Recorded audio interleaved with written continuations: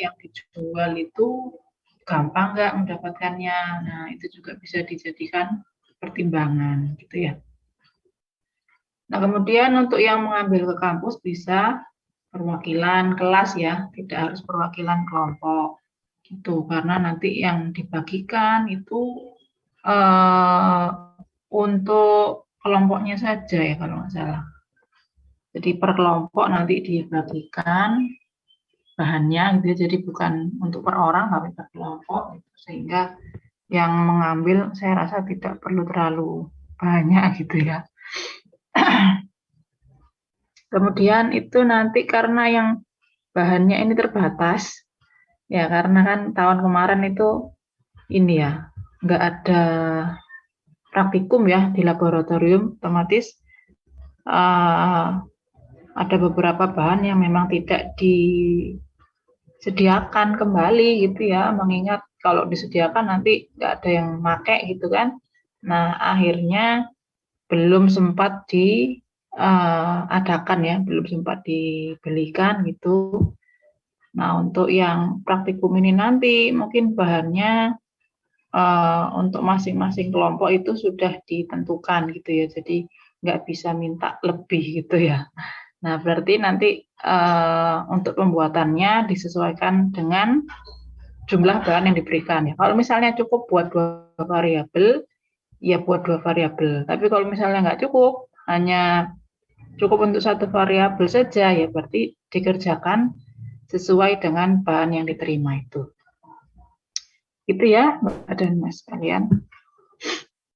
Oke, ini saya share materinya dulu ya, materi terkait pembuatan sabun. Kalau sabun ini udah sering ya, artinya maksudnya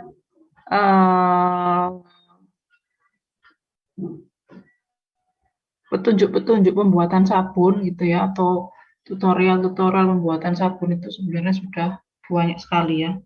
Kalau Anda cari misalnya di blog gitu ya, di apa namanya website itu ya, website itu juga ada, kemudian di YouTube itu juga sudah banyak sekali untuk pembuatan sabun. Saya mungkin hanya ke pembuatannya saja gitu kan ya. Tapi prinsip yang mendasarinya mungkin bisa jadi belum semuanya dijelaskan. Nah, di sini akan saya jelaskan terkait prinsip dari pembuatan sabun.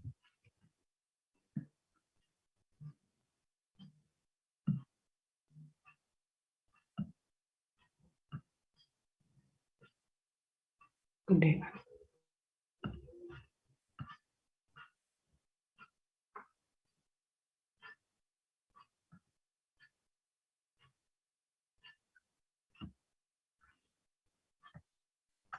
Oke, ini sejarah sabun ya. Jadi sejarah sabun itu sudah dari sejak zaman sebelum Masehi ya. Bahkan mungkin di saat orang-orang nggak tahu ini sebenarnya produknya apa sih gitu ya. Taunya cuman kalau misalnya ada lemak gitu ya dicampur sama soda api, kemudian bisa menghasilkan produk ya, atau sesuatu yang bisa digunakan untuk membersihkan kotoran gitu. Nah, semakin lama ini semakin dikembangkan gitu kan ya, sehingga bisa kita gunakan ya, bisa kita gunakan hingga saat ini. Kemudian untuk struktur sabun.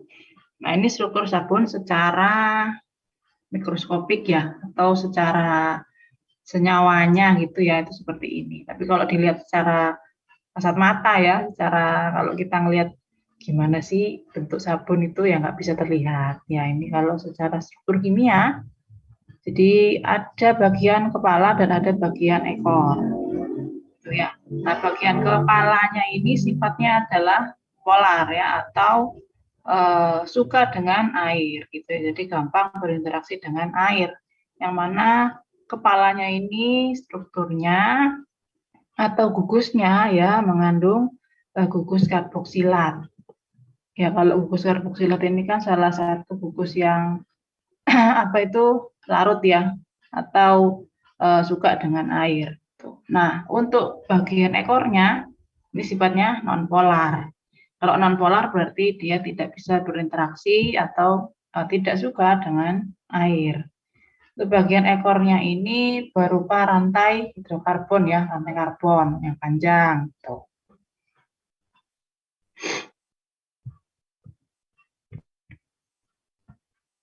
Nah, kemudian kalau tadi ada bagian kepala sama bagian ekor. Nah, itu ada fungsinya ya. Fungsinya adalah seperti yang ada di gambar itu. Jadi kalau misalnya mau membersihkan kotoran, ya ini ada mekanisme dari sabun tersebut ya. Nah, caranya yang pertama itu adalah kalau misalnya ada kotorannya, nah yang warna hijau-hijau itu bisa lemak ya, ini bisa lemak, bisa minyak, bisa debu gitu kan ya, bisa apa itu namanya yang lain-lain ya, yang berupa kotoran. Nah kemudian ketemu sama sabun ya. Nah ini sabunnya itu terdiri dari banyak sekali susunan kepala dan ekor ya. Nah ini kan apa namanya di sini belum terjadi interaksi ya. Jadi ini masih mau gitu istilahnya. Kalau tadi ini bagian ekornya ini untuk apa sifatnya tidak suka dengan air ya, non polar. Nah, berarti dia ini bisanya berinteraksi dengan yang sifatnya sejenis ya, yaitu yang sifatnya non polar juga. Nah, dalam hal ini adalah material ini ya, material kotorannya ini. Ini kan bisa jadi dia mengandung lemak ya, mengandung minyak dan lain-lain. Kemudian untuk bagian kepala, nah ini bagian kepalanya ini nanti berada di bagian luar gitu ya, bagian luar dari kotoran yang diikat.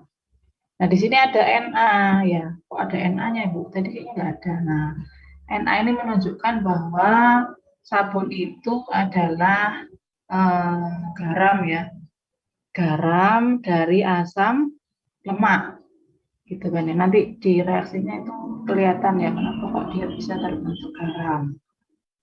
Nah, di sini untuk ekornya ini, nah ini dia berinteraksi dengan kotorannya ya. Jadi kayak melapisi gitu ya atau mengikat permukaan dari kotoran. Sedangkan kepalanya ini karena sifatnya tidak sejenis ya, karena ini tadi sifatnya polar, maka berada di posisi luar. Gitu. Nah, sehingga kurang lebih seperti ini ya. Ini itu banyak apa namanya? Jadi seluruh permukaannya itu ditutupi gitu ya sama bagian ekor. Nah, kemudian ini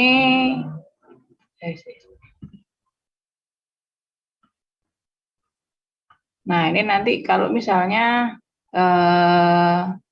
tadi ya sabunnya sudah berinteraksi dengan kotoran, kemudian kan biasanya kalau kita cuci tangan itu kan harus kita bilas ya, kita bilas dengan air. Nah, ketika ketemu dengan air, maka nanti yang bagian kepala ya, mungkin bagian ekor.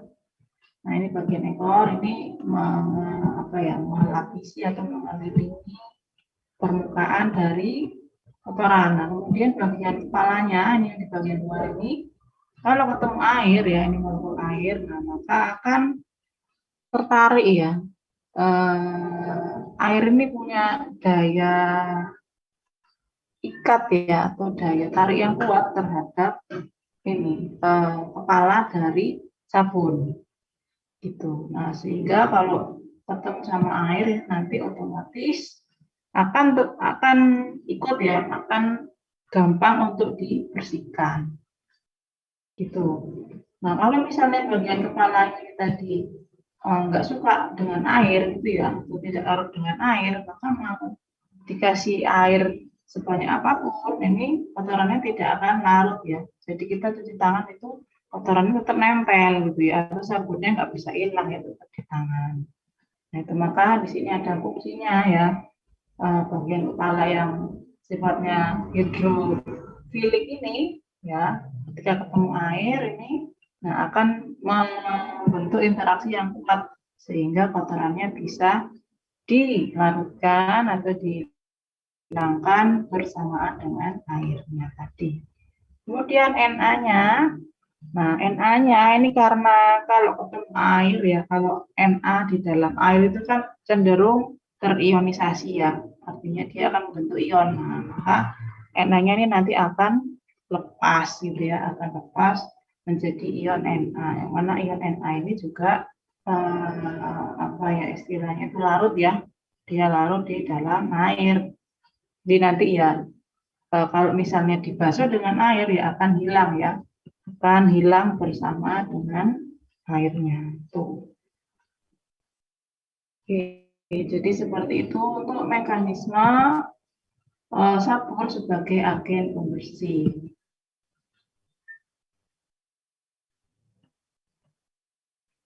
Kemudian dalam pembuatan sabun ini dikenal dengan reaksi saponifikasi. Nah, ini mungkin pada saat sekolah dulu ya, pada saat di sekolah menengah ini sudah diajarkan ya sepertinya untuk reaksi saponifikasi itu. Jadi reaksi antara antara minyak ya, antara minyak atau trigliserida. Ini trigliserida ya. Ini ada 1, 2, 3, ini makanya disebut dengan trigliserida.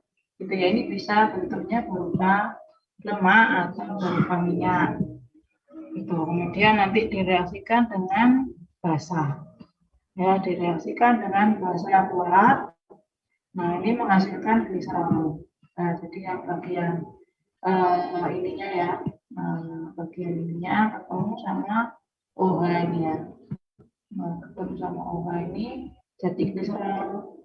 Nah, sedangkan yang gugus ininya apa namanya ini karboksilatnya ya, jadi gugus karboksilatnya ini, nah ini berinteraksi dengan Na-nya ya. Nah, ini sehingga menghasilkan garam ya. Nanti ada Na. Nah, misalnya kalau ada senyawa atau unsur Na ini dikategorikan sebagai garam gitu ya. Sodium salt ya, garam dari asam lemak. Jadi yang ini ya, trigliserida ini disebutnya sebagai asam lemak.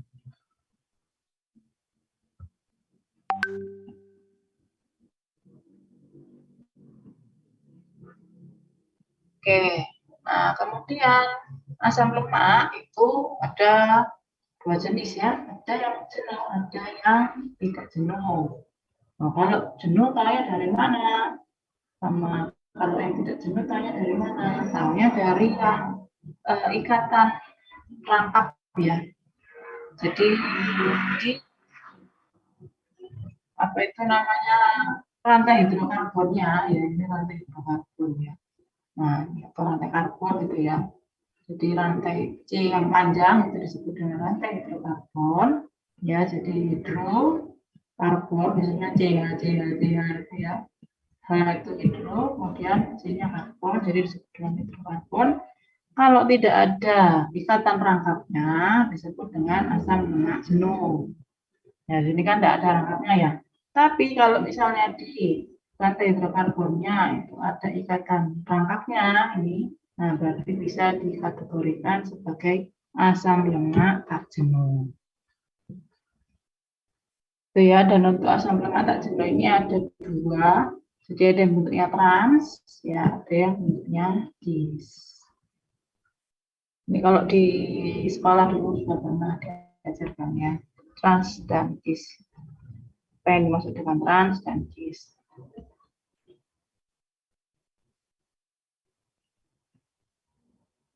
Oke, nah kemudian di sini kalau kita bicara lemak gitu ya, atau kita minyak gitu ya. Nah, itu sebenarnya bukan terdiri dari satu jenis asam lemak saja ya, atau bukan terdiri dari satu jenis trigliserida saja.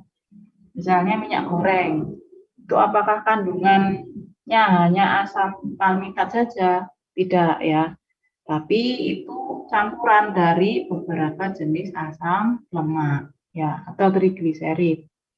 Hanya saja kandungannya ini yang berbeda-beda. Bisa jadi untuk minyak goreng gitu ya, misalnya kandungan utamanya itu adalah asam palmitat. Nah, sehingga nanti kalau mau dilakukan analisa ya terhadap kadar asam lemak bebas gitu ya atau kadar asam lemak itu, maka yang dijadikan acuan adalah asam lemak, asam palmitat ya. Yang dijadikan acuan adalah yang prosentasenya itu paling besar. Tetapi sesungguhnya dalam minyak atau lemak itu terdiri dari beberapa jenis asam lemak. Itu ya.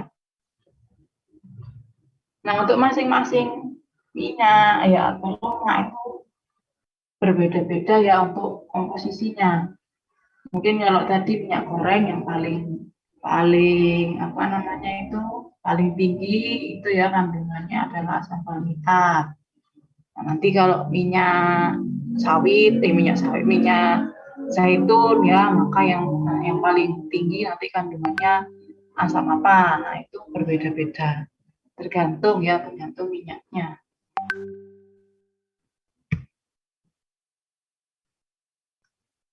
Nah, selanjutnya kalau dilihat dari reaksi saponifikasi tadi itu ada dua bahan utama ya, yaitu asam lemak atau trigliserida gitu ya, dan juga basa atau alkali.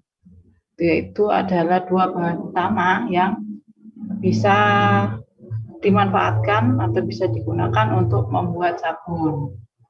Tadi sudah dijelaskan terkait minyak.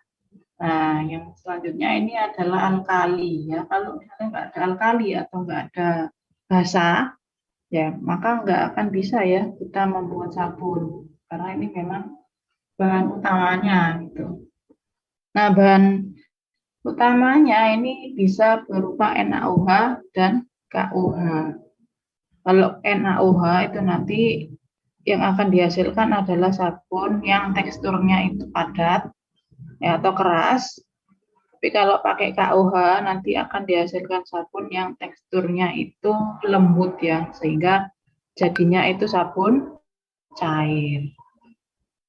Nah, kemudian kualitas sabun yang dihasilkan itu sangat tergantung pada kualitas bahan yang digunakan dalam reaksi. Ya, artinya baik dari minyaknya maupun dari alkalinya ini sangat berpengaruh terhadap kualitas sabun. Kalau misalnya pakai minyak zaitun ya dibandingkan dengan minyak goreng gitu ya atau minyak sawit itu nanti biasanya apa ya hasil produknya itu berbeda. Mungkin ada yang nanti jadinya lebih warnanya lebih transparan gitu ya. Atau misalnya ada yang nanti jadinya itu lebih keras ya. Mungkin ada kalau pakai minyak apa itu jadinya tetap nggak bisa terlalu keras ya. Artinya teksturnya itu mungkin tidak bisa padat banget gitu ya. Artinya masih ada karena dia kandungan minyaknya terlalu tinggi gitu ya, sehingga kayak masih lembek gitu ya. Jadi kalau dipegang itu gampang istilahnya dicemek gitu ya. Nah, itu juga bisa seperti itu. Kemudian alkalinya juga kalau pakai NaOH atau KOH yang grade-nya itu rendah ya atau grade-nya teknis, ini juga akan beda kalau misalnya pakai grade-nya yang proanalisis ya atau yang grade-nya bagus. Karena kan kalau teknis biasanya ada impuritisnya ya, ada pengotornya. Nah, pengotor ini juga bisa jadi mempengaruhi proses saponifikasi. Seperti itu. Kalau jenis sabun ada dua, ya ini sudah tahu ya. Ada yang padat dan ada yang cair. Kemudian kalau teknik pembuatan sabun ini ada 3. Ada cold process, ada hot process, dan melt and pour process. Kalau melt and pour process ini sebenarnya apa ya istilahnya itu nggak buat dari awal gitu ya, karena sabun yang digunakan itu sudah setengah jadi. Jadi melt and pour proses ini hanya untuk modifikasi saja gitu. Jadi base-nya ya, base soap-nya atau sabun dasarnya gitu ya, atau bibit sabunnya itu sudah ada, sudah dibuat gitu ya. Jadi nanti tinggal dimodifikasi aja, misalnya mau dikasih warna gitu ya, atau misalnya mau dikasih hiasan apa gitu. Supaya lebih cepat, maka bisa menggunakan yang sabun setengah jadi.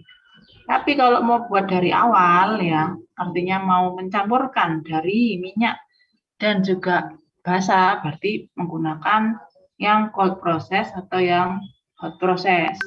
Kalau cold process berarti pada saat nyampur itu nggak perlu ditambahkan atau tidak perlu dibutuhkan pemanasan ya, jadi tinggal diaduk aja ya, ditambah kemudian diaduk gitu ya, sampai nanti terbentuk tekstur yang apa ya istilahnya itu yang kental ya, sehingga bisa dicetak jadi sabun. Tapi kalau hot proses ini dalam pencampurannya perlu dilakukan pemanasan gitu ya. Tujuannya adalah supaya bahan-bahannya itu nggak gampang menggumpal ya. Biasanya itu ada bahan yang ketika dicampur itu akan membuat campurannya itu gampang mengeras gitu ya. Nah, tapi kalau dilakukan pemanasan itu maka sebelum dicetak biasanya bentuknya selalu cair gitu ya, selalu dalam bentuk liquid, sehingga lebih gampang untuk menambahkan dan juga mencetak ya.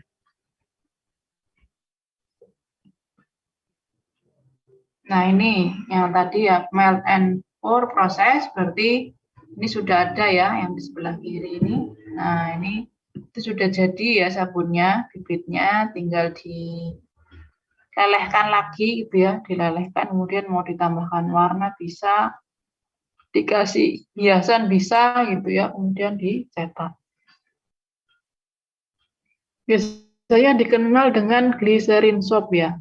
Jadi kalau kalian cari misalnya di marketplace gitu ya, nah ini glycerin soap ini banyak sekali. Jadi bisa dijadikan kalau misalnya kalian mau buat usaha gitu ya. Kalau ingin cepat ya, berarti bisa beli yang sudah setengah jadi. Nah, ini kalau cold process, bahan-bahannya ini semuanya ya. Nah, bahan-bahannya ini dicampur ya, dicampur jadi satu gitu kan. Nah, ini dicampur jadi satu. Kemudian baru dilakukan pengadukan gitu. Nah, ngaduknya ini biasanya pakai, kalau mau cepat ya atau mau homogennya itu benar-benar homogen ya, berarti pakai seperti mixer gitu ya, hand mixer.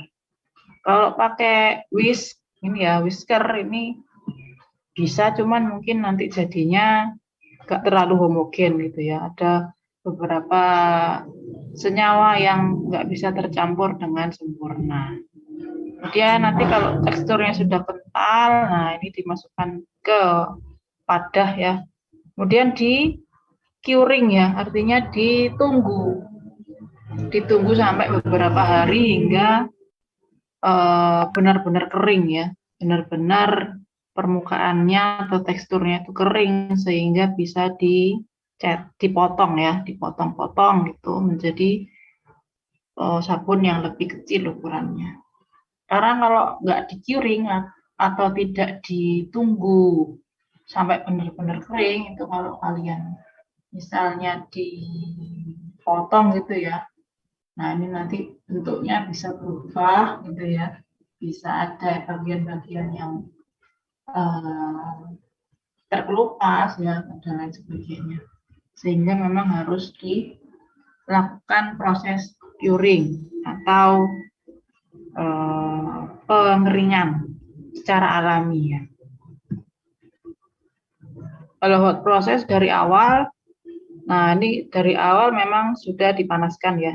Ini dipanaskan dan juga selain dipanaskan ini juga sambil diaduk gitu. Ini, nah nanti kalau teksturnya sudah kental ya, nah ini bisa dimasukkan ke dalam cetakan.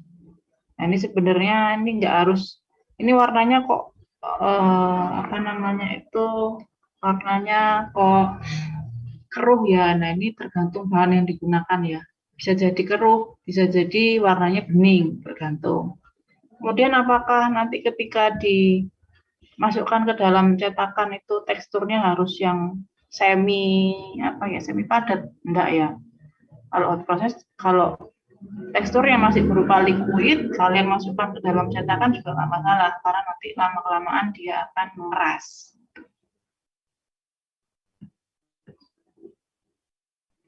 Kemudian ini parameter yang dilihat ya, ada sabun yang dihasilkan.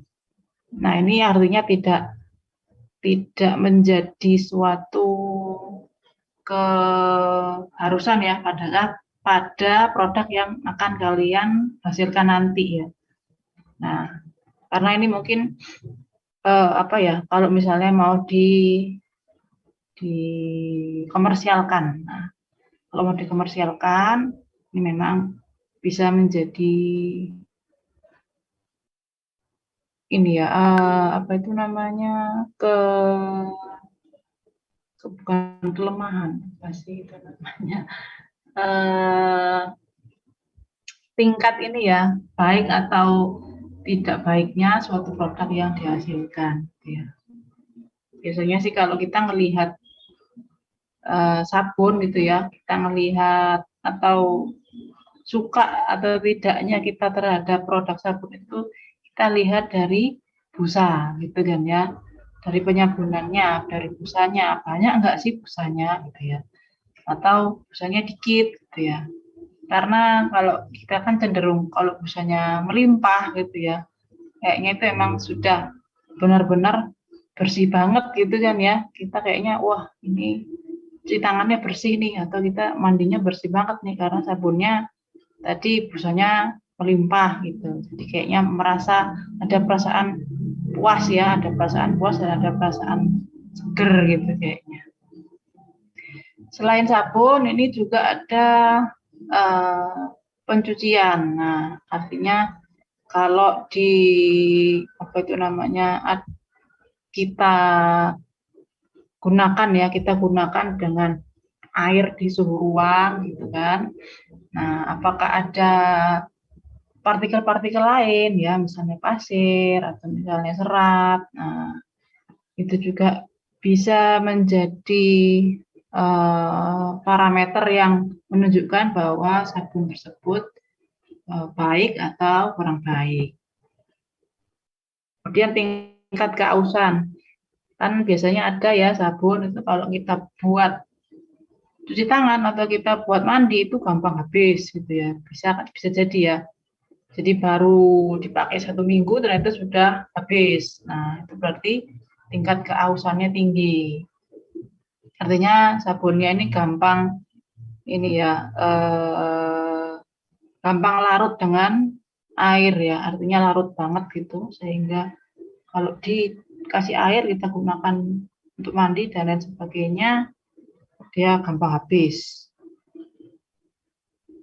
Kemudian ada juga sabun itu yang misalnya terlalu apa ya istilahnya, itu kering gitu ya, sehingga kalau jatuh ya atau apa dia tiba-tiba retak gitu ya, atau misalnya ada yang gampang merotoli gitu ya, apa yang merotoli, misalnya kalian kasih air kemudian tiba-tiba ada bagian-bagian yang copot gitu ya, bagian-bagian yang kayak itu bongkahan-bongkahan kecil yang luruh gitu. Nah, ini juga menunjukkan kualitas sabun baik atau kurang baik. Dan ada warna, aroma, dan parfum. Kalau sabunnya itu stabil ya, maka warnanya ini cenderung tidak mengalami perubahan. Ya misalnya kalian beli sabun warna putih ya, ternyata setelah dipakai lama-kelamaan warnanya jadi kuning. Nah, ini berarti sabunnya ini nggak stabil ya. Sifatnya nggak stabil karena dia mengalami perubahan warna. Begitupun juga dengan aroma. Ya misalnya kalian pertama beli aromanya adalah aroma mawar gitu ya. Terus kalian simpan gitu. Sudah dipakai beberapa kali, kemudian kalian tinggal nih keluar kota misalnya ya. Nah setelah balik lagi loh kok aromanya nggak aroma mawar lagi ya, mungkin jadi aroma yang nggak enak gitu ya. Nah ini juga menunjukkan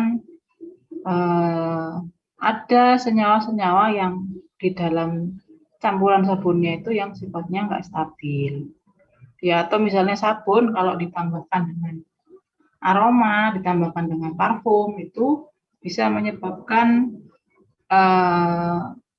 sifatnya ya yang awalnya stabil menjadi tidak stabil. Ya mungkin terlalu banyak gitu ya, mungkin nambahin parfumnya terlalu banyak, kemudian nggak dikasih apa ya istilahnya yang untuk mengawetkan ya, yang untuk mengikat supaya aromanya ini tetap tidak berubah. Nah ini tidak ditambahkan ya, artinya tidak ditambahkan aditif supaya tidak mengalami perubahan. Nah itu kurang lebih beberapa parameter yang bisa kita amati ya untuk produk-produk sabun. Kemudian faktor yang mempengaruhi pembentukan sabun yang pertama adalah komposisi utama, komposisi bahan ya, komposisi utama bahan. Seperti yang saya buat tadi, seperti yang saya bilang tadi, jadi dari minyaknya maupun dari alkalinya ini akan sangat mempengaruhi kualitas sabun yang dihasilkan. Kemudian prosesnya juga, ya kalau pakai hot process ini bisa jadi ya akan berbeda hasilnya dengan yang menggunakan cold process. Gitu ya. Kalau tadi hot process berarti kan untuk menghomogenkan campuran itu lebih mudah ya dibandingkan dengan yang cold process gitu. Nah, sehingga hasil akhirnya juga akan berbeda biasanya. Kemudian sistem pengawet ya. Seperti tadi, kalau misalnya nggak ditambahkan aditif, kemudian kalian tambahkan dengan warna atau ditambahkan dengan aroma itu ya, kalau nggak ditambahkan aditif ya berarti nanti kalau misalnya ternyata campurannya itu komposisinya nggak sesuai ya, nah, bisa menyebabkan perubahan ya, bisa menyebabkan perubahan yang bisa kita asumsikan di situ sabunnya ini mengalami ini ya penurunan kualitas, sehingga penting juga ini ditambahkan aditif.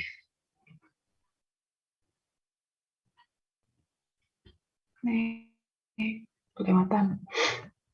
Kemudian untuk SNI sabun, nah ini adalah standar ya atau parameter yang harus dipenuhi kalau kita mau membuat sabun. Nah, ini berdasarkan SNI ya. Jadi kadar airnya harus maksimal 15%, karena kalau terlalu banyak nanti terlalu lembek, sehingga kalau dipakai cuci tangan atau dipakai mandi ya akan gampang berubah bentuknya dan mungkin akan gampang habis ya, cepat habis. Kemudian jumlah asam lemaknya ini nggak boleh kurang dari 70 ya, karena nanti kalau kurang dari 70 ya berarti sabunnya ini istilahnya itu kualitasnya kurang bagus ya, karena tadi kan yang harus diubah itu kan asam lemaknya. Kemudian alkali bebasnya, nah ini maksimalnya berapa, dan asam lemak bebas dan asam atau lemak netralnya juga nggak boleh banyak-banyak, maksimalnya 2,5. Kemudian minyak mineralnya harus negatif dan lain-lain, sebenarnya banyak ya, banyak ininya, apa itu namanya, parameter yang disyaratkan oleh SNI. Ini hanya saya ambil beberapa yang memang sering digunakan ya untuk menentukan sabun tersebut ini kualitasnya sudah memenuhi atau masih belum.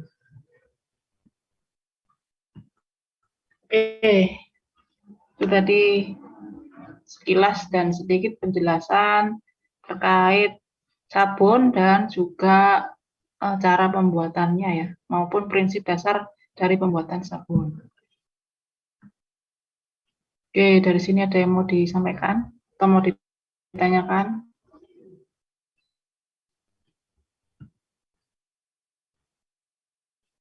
Permisi Bu, izin bertanya. Silakan. Itu nanti untuk pengukuran kadar air itu bagaimana ya Bu?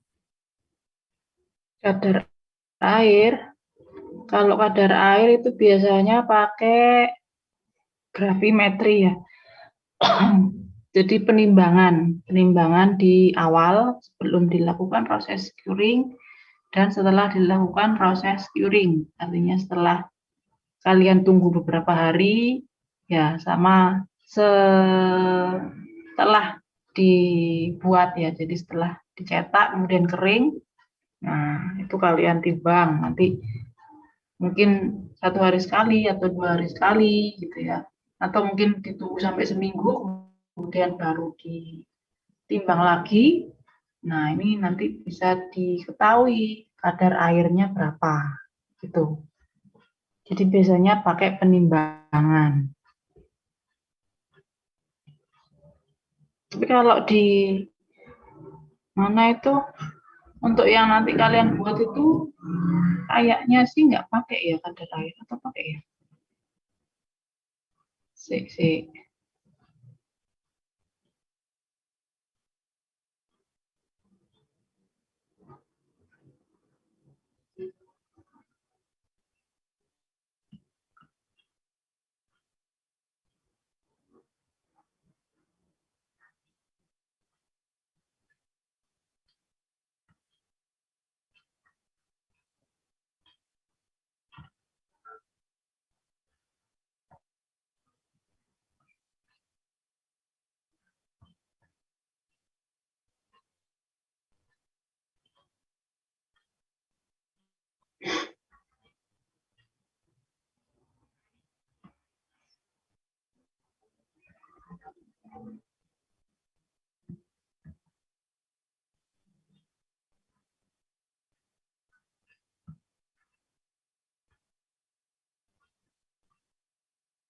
Oh iya, pakai ya ternyata ya.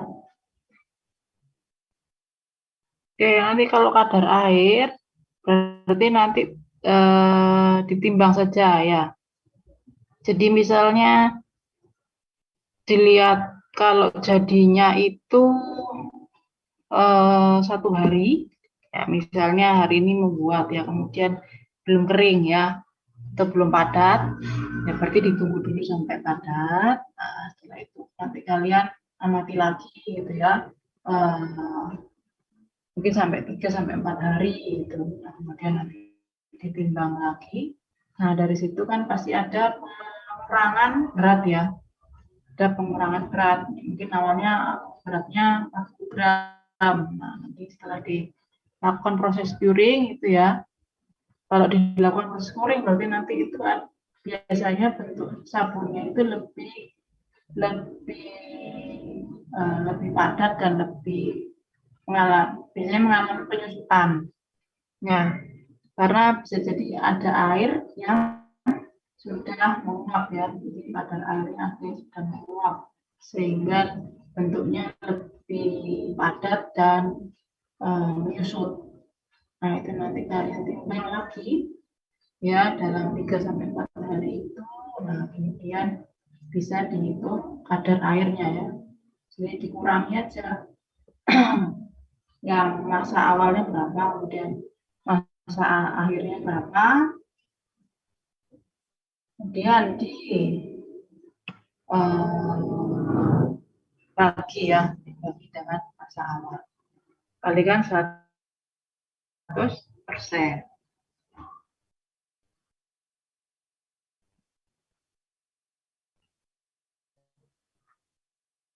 Nanti ketemu kadar airnya berapa.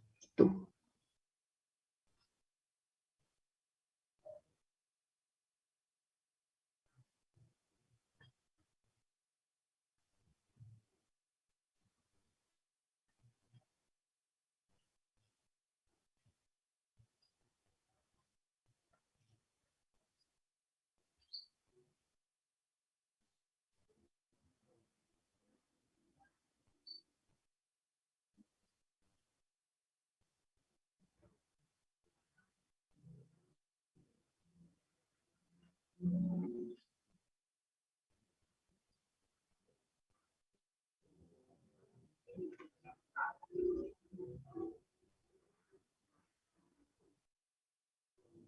Ada lagi nggak yang mau ditanyakan?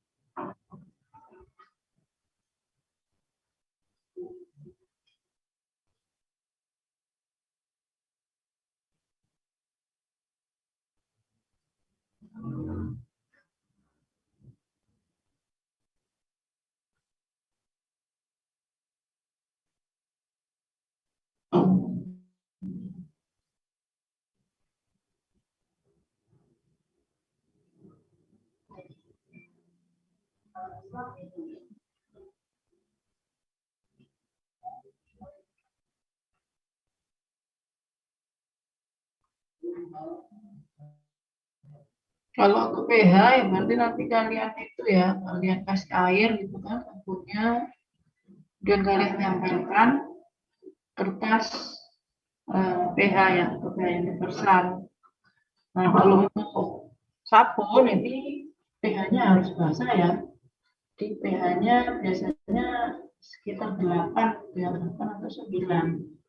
Karena kalau sabunmu nanti itu terlalu asam ya. Apa itu namanya? Nggak baik juga ya untuk kulit.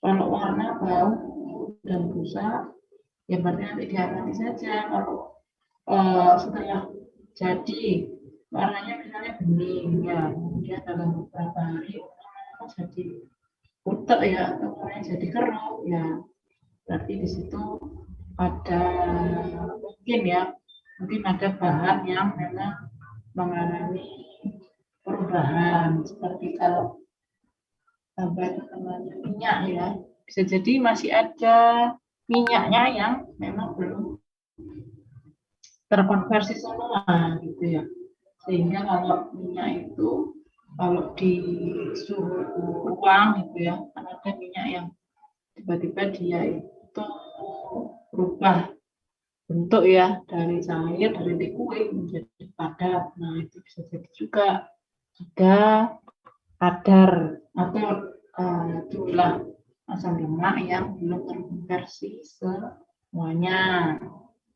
Itu juga bisa, atau mungkin nanti dicari alasan yang lain.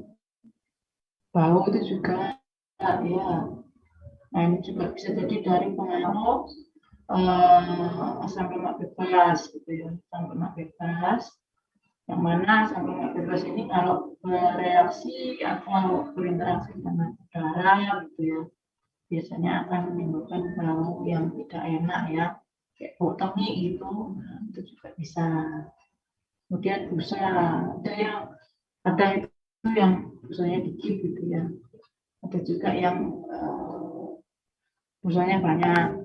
Nah itu mungkin ya, mungkin dipengaruhi oleh jenis bahan yang digunakan, ya, minyaknya apa, kemudian NaOH yang digunakan tipenya tipe yang mana, teknis kah, proanalisis kah, dan lain-lain. Gitu. Kalau misalnya busanya banyak, ya memang harus ditambahkan dengan full booster ya. Jadi ada memang senyawa yang rata-rata ya ditambahkan untuk meningkatkan kualitas atau kuantitas dari busa yang dihasilkan. Gitu. Kalau untuk yang dikomersilkan ya, jadi untuk yang dikomersilkan memang rata-rata itu ditambahkan dengan full booster. Seperti itu.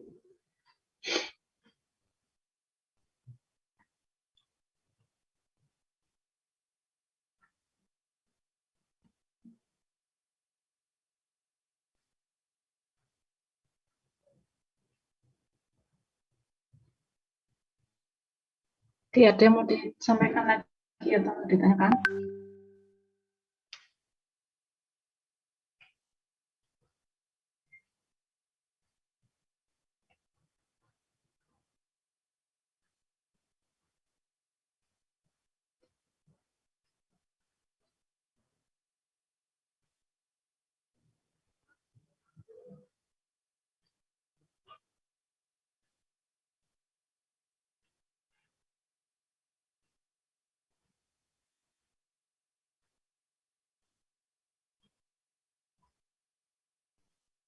Kalau untuk pakai proses, ya usahakan jangan terlalu panas ya.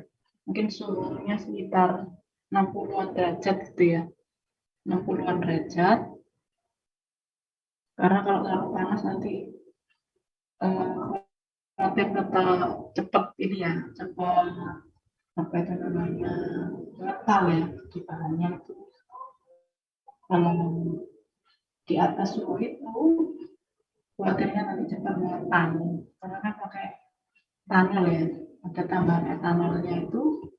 Nah, etanol kan kalau suhunya di atas 78, nah ini dia nanti menguap ya. Kalau sudah menguap ya berarti pelarutnya ini hilang ya, hilang. Nah, akhirnya nanti gampang untuk mengental sehingga mau dicetak nanti susah. Jadi usahakan suhunya 60 derajat.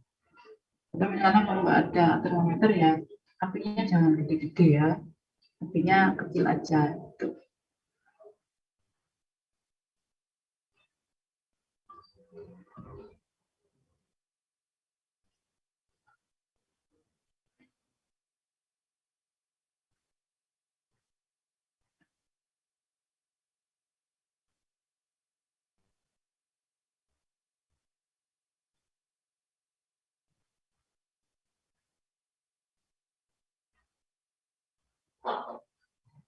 Oke, baik. Adakah yang masih ingin disampaikan atau ditanyakan?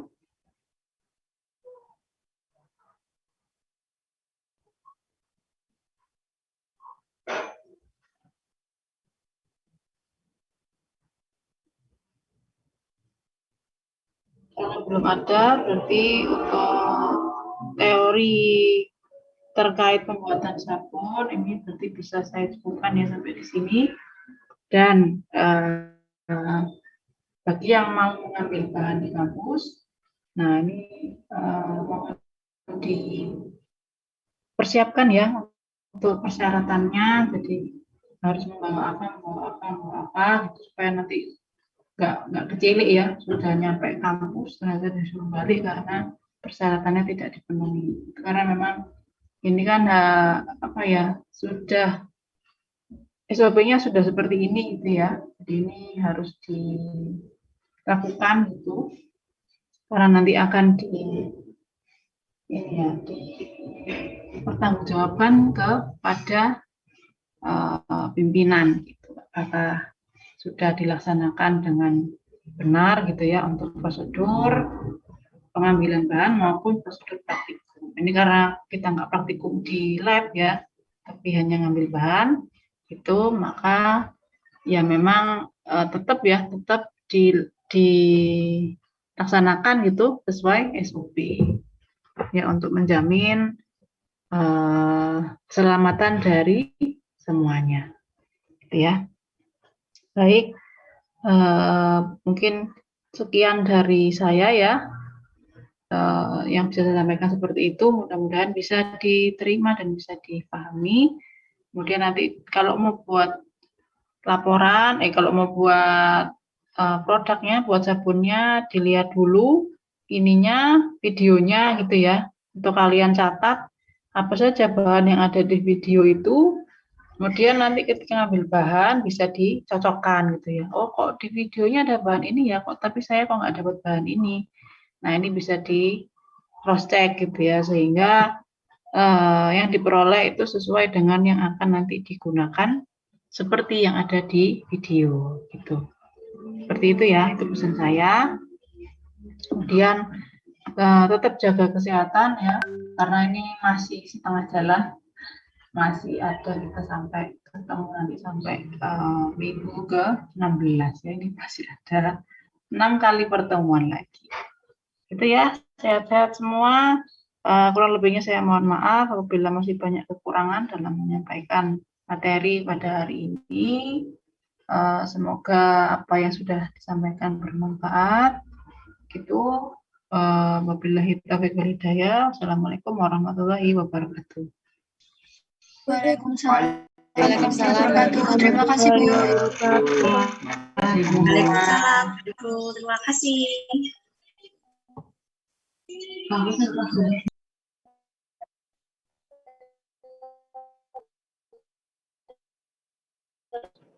Ayo ambil bahan, ayo ambil bahan. Ronald.